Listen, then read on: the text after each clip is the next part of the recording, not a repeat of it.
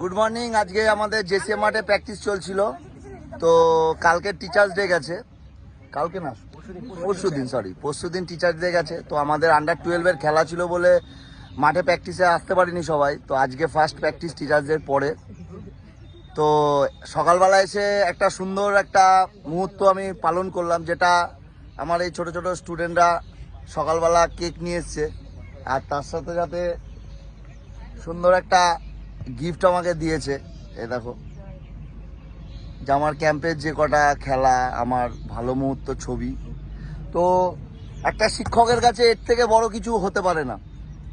তো আমি চাইবো এই ছোট ছোট যারা ছোট বড় যারা আছে তারা অনেক বড় জায়গায় যাক। আমার যতটা হেল্প আমি ওদের পুরোপুরিভাবে দেওয়ার চেষ্টা করি, বিগত দিনে দেব। তো প্রত্যেকটা শিক্ষককে বলবো, প্রত্যেকটা বাচ্চাকে এইভাবে এগিয়ে নেওয়ার জন্যে চেষ্টা করো।